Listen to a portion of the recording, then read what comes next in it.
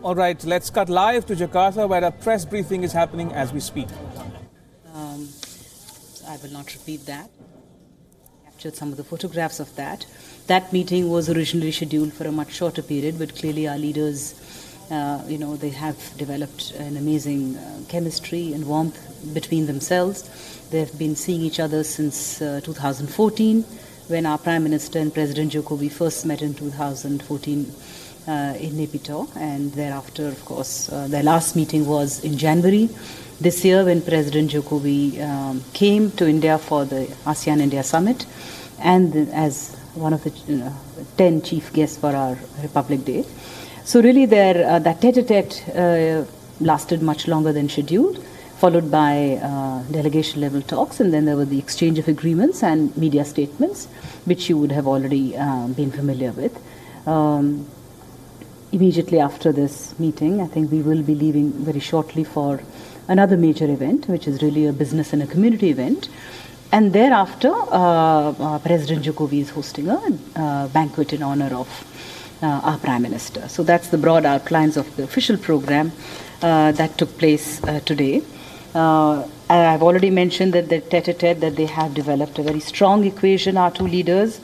And in the discussions, our Prime Minister thanked President Jokowi very profusely, that despite the holy month of Ramzan, he had kindly received our Prime Minister and the rest of his delegation, and for the warmth and hospitality that has been extended to our Prime Minister in this holy month of Ramzan.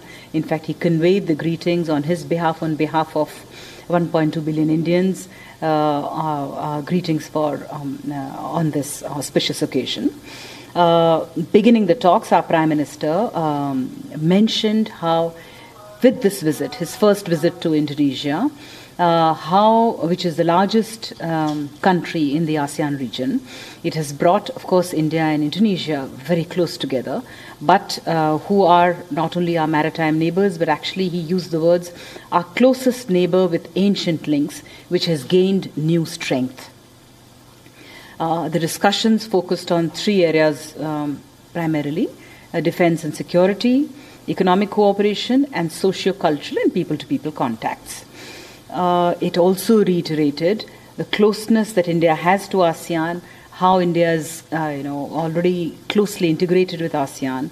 He recalled the summit which President Jokowi had visited. Also recalled during that summit one of the floats that were on display on our Republic Day parade.